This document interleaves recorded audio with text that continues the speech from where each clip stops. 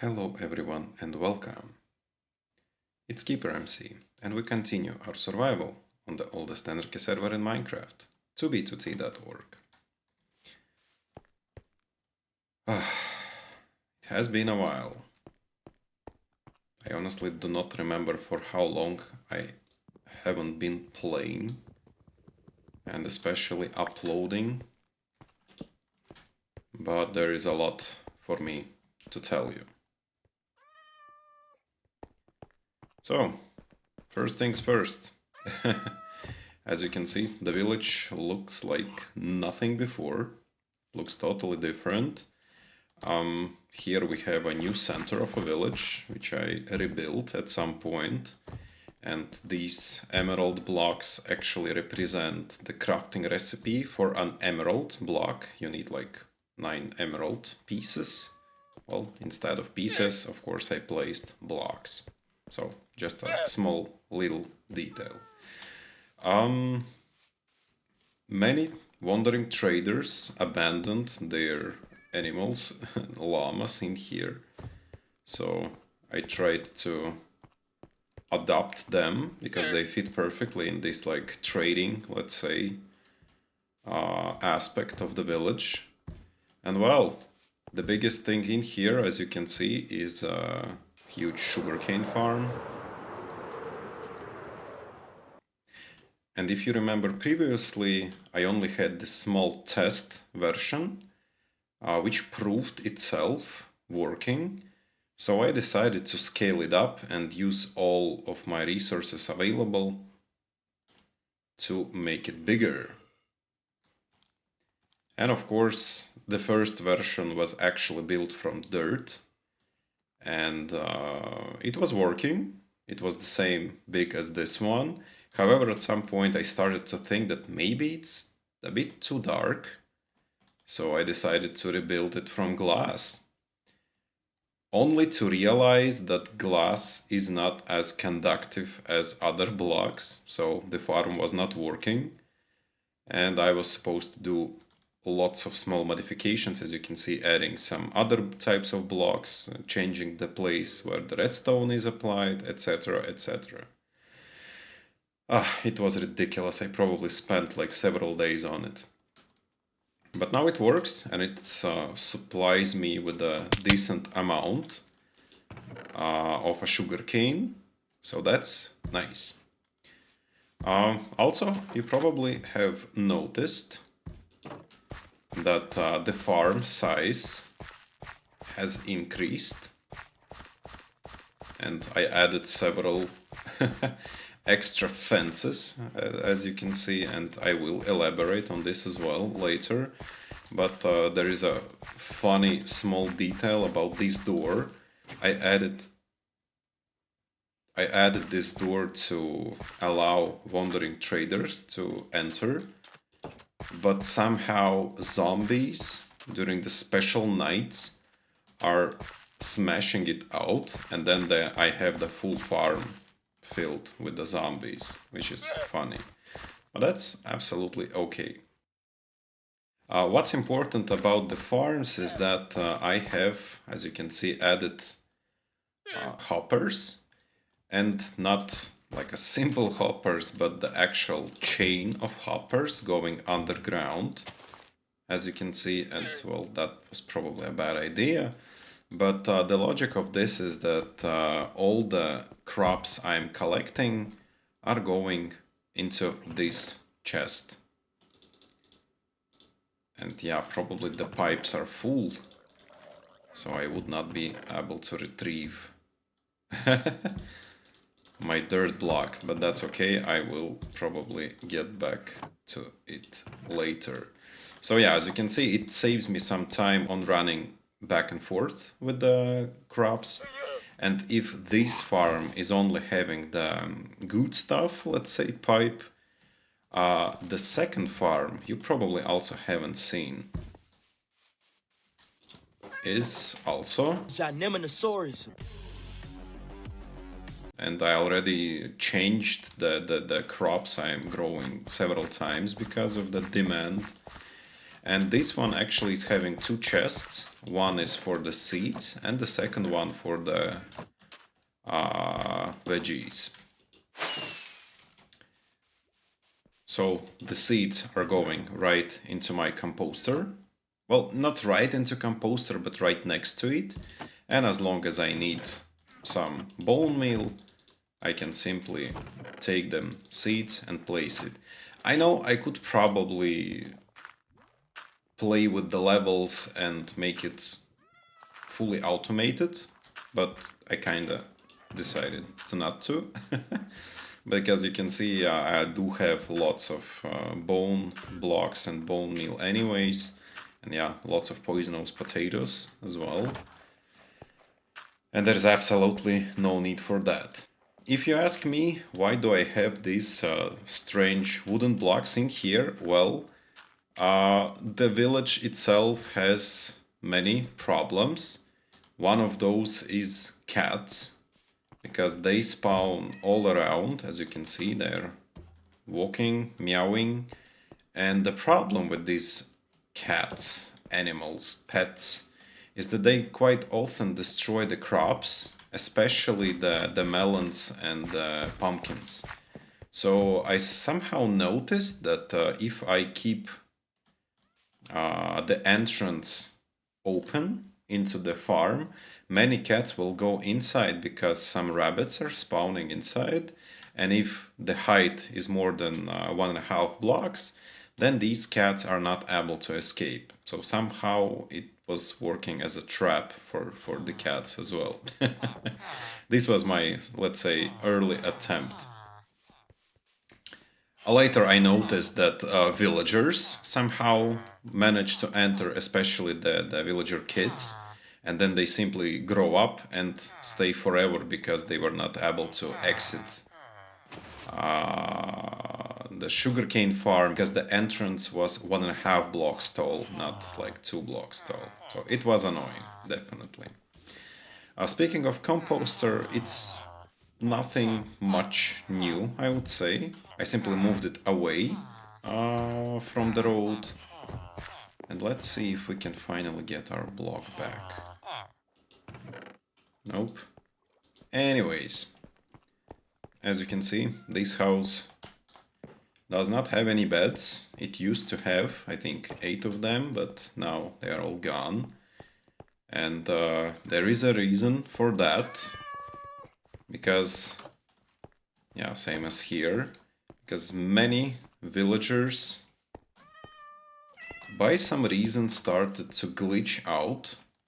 And not only they were not able to reach their stations by some reason, they also started to struggle to recognize their own beds.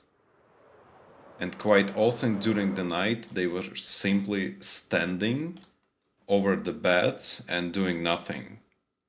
And after some time, as far as I have noticed, they were also starting to somehow being like replaced by newer villagers. So they were not able to occupy their own bed by some reason because they were stuck somewhere in the world. Well, kind of in the world, in the same village. And because of this, the new villager was made. The new villager was occupying the station. And I noticed this only because I have one station for cleric, but somehow I had 2 clerics, one of which was not resetting the trades. So yeah, something is not okay with the villagers and their logic. Maybe the reason for this is like overpopulation, maybe something else. As you can see, I tried to put fences all across the village to prevent villagers from being stuck, because they were stuck on the water. They were going too far away and standing in the middle of a night somewhere in the like furthest corners, and it was ridiculous. And it would be fine, I mean, generally speaking, right? But when you actually need these villagers to trade with you, it started quickly to become a problem. So I experimented a lot. As you can see, villager looks nothing like it used to look like. At some point, I also expanded the sleeping quarters. So yeah, we had 2 beds in here, this small place for them stations. Then I added this huge room for more villagers, and somehow even the golem managed to spawn. And despite the number of villagers being this ridiculous, it still kept happening. They still kept confusing things. And at some point, even dying villagers were not helping because, like, the same drowned were attacking, and during the thunderstorms, several of them died. But still, new villagers are being made. They occupy the station, and after like several days, they get stuck somewhere, and the cycle repeats. So yeah, it was a pain. I tried to fix it. As you can see, for example, with the librarian house, I increased the doors in quantity so that they would not get stuck that simple. But again, you can see they get stuck even right in here because somehow they still think they can climb it, right? I also rebuilt this house because previously the villagers were standing in here because of the cartographer and like punching each other, stopping everyone from entering and exiting. Now they have way more space, and this problem is kinda solved, but still I spent so much time trying to fix all of these issues. It is just ridiculous. So yeah, at some point I became mad. So for the first time in many years of me playing Minecraft, I took a sword and I wiped out the whole nation. Yeah, I thought that maybe this would help because with such a huge amount of, let's say, bugged or like corrupted villagers, there was absolutely no way of me fixing this. So I tried to eliminate them all and start like from scratch. I left, I think, only 2 villagers, 1 cleric, and 1 farmer, and well, this is now the repopulated village. And the reason for that was that Hello there. Bye, have a great time. And the reason for that was not a simple like reset, but also the elimination of beds, which in turn made me responsible, let's say, for the speed of repopulation. So I started simple. I placed 2 extra beds, total 4, and after some time, 2 extra villagers appeared. I watched them getting professions. After like several days, they were not stuck, everything was all right, so I placed 2 more beds, and so on and so forth. You saw that I still haven't placed like probably, I don't know, 15 to 20 beds, I guess, because there are lots of houses empty. But yeah, there is absolutely no need for that at the moment because lots of time has passed, and while busy on all these changes and collecting the emeralds, I also felt sick several times. I'm also sick at the moment. But there are also some other news. During this time, I decided to not only stay in here and do the grinding, but also, let's say, engage my second account, the KeeperBot, which was stationed around the emptiness. So I decided to check on it to see if it's still there or is it like grieved, and see if there are any resources that might help me to finish my current, let's say, projects. So yeah, I logged in to my KeeperBot account.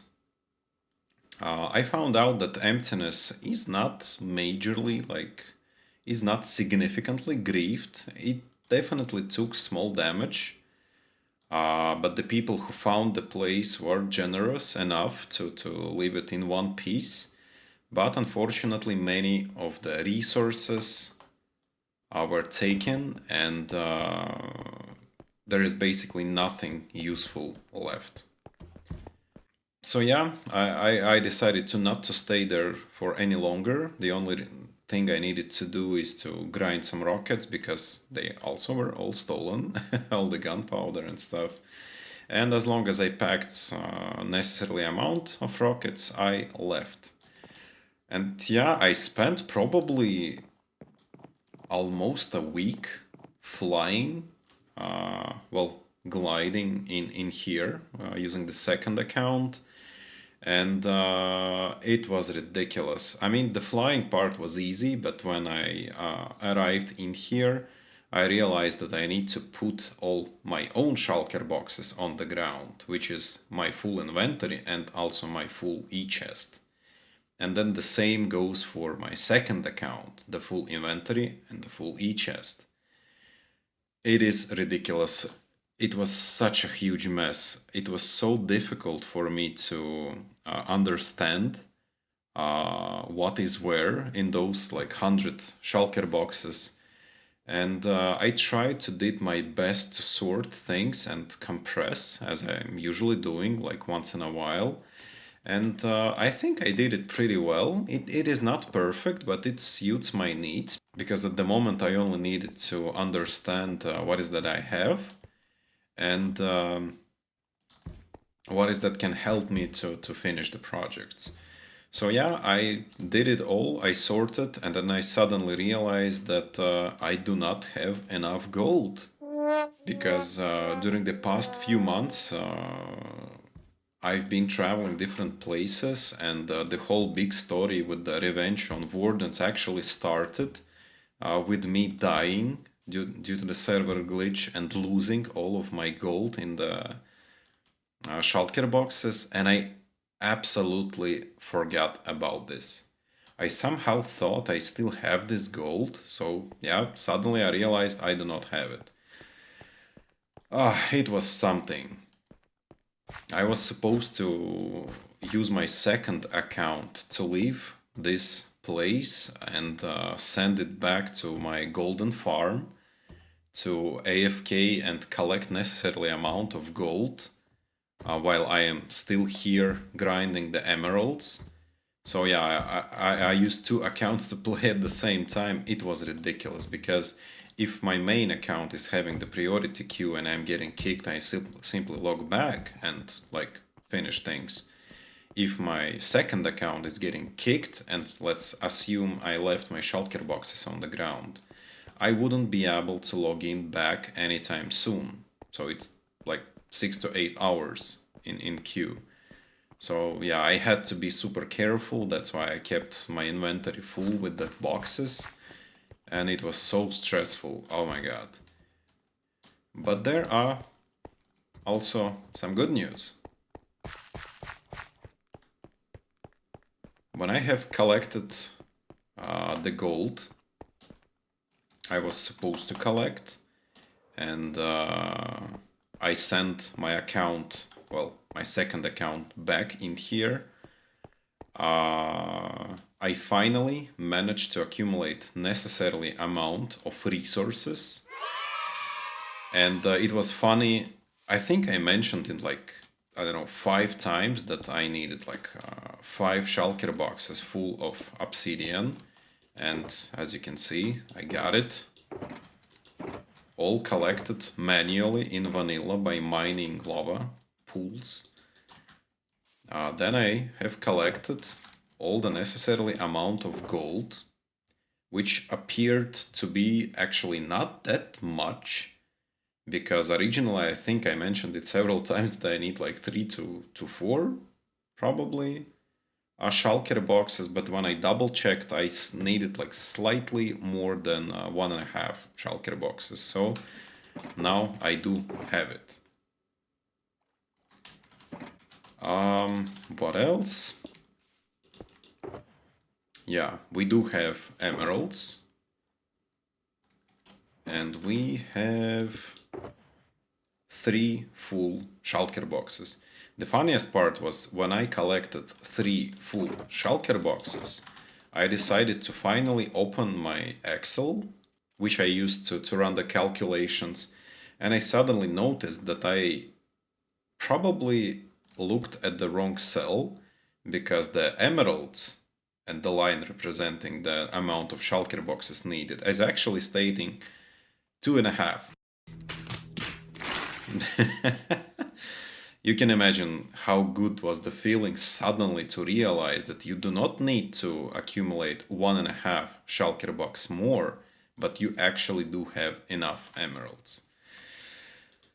Oh, it was such a good feeling. But yeah, as you can see, I also took out some dirt, which would be probably necessary for me to operate and to build a map art. I also took the redstone because I need slightly more than one shulker box of it. It is a bit sad because I need lots of redstone for my other project, but that's okay, that's just gonna be a part of it. And yeah, I'm taking some spare resources and other types because yeah, I do also need several like stacks of diamond blocks, the lapis and the iron, etc. And well, finally, I have accumulated everything I need. The village probably is gonna stay this way because I might need more emeralds later on for some other projects, and who knows, maybe I will just go back in here to continue grinding. As you saw, I expanded every possible farm several times, so it produces a lot of resources. Even the same pumpkins and melons, yeah, so it's way more than it used to be.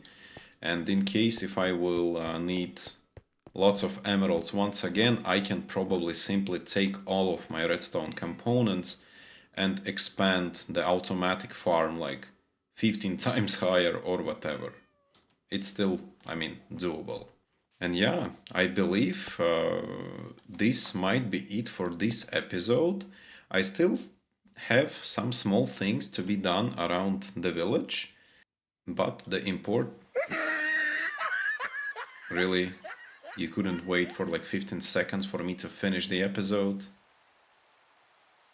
Come on, man!